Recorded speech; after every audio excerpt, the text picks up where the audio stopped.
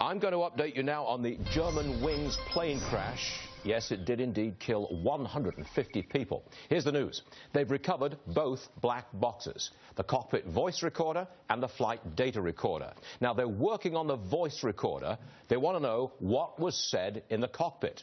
The flight data recorder, that's very badly damaged. Its memory card is missing, apparently, so they may have trouble finding out what the plane was doing. Now to the rescue. Very tough for rescue workers.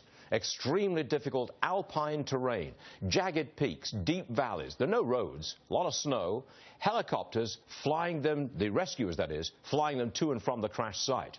We now know that 2 Americans were indeed passengers on the plane. Come on in, Amber Smith, military fellow at the Independent Women's Forum and a former Army helicopter pilot in Iraq and Afghanistan. All right, Amber, you can't land a chopper on slopes like that, can you?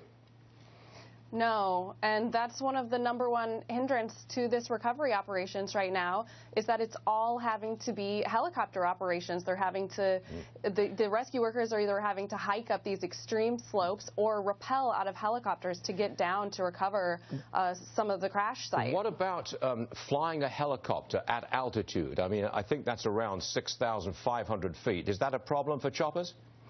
Well, helicopter operations in mountainous terrain can be dangerous. There's all sorts of hazards. I did it when I flew in the mountainous region of Afghanistan. But you are operating at a higher altitude, which means you're going to have reduced aircraft performance because of power and limitations because of that increased altitude, which sort of decreases ability and operations inside the aircraft. But you also have hazards with the terrain. You have the slopes themselves that can rise very quickly and sort of trap you in. And if you are not operating at a certain airspeed or you don't have the power or altitude to have an escape route out of there, you can find yourself in a dangerous position very quickly. You have the trees, you have wind gusts, so there's a lot working against those pilots who have to operate in that terrain. Now, our viewers have been looking at scenes from the crash site. I think the scenes have been shot from a helicopter looking down, and the debris is scattered all over the place, and it's in tiny, tiny pieces. Logistically, it would seem to me that you're going to have a very, very hard time getting it all back or recovering it all. Now, Amber, I don't want to be grisly here, but there are body parts scattered all over that mountain. Are we going to get them all back?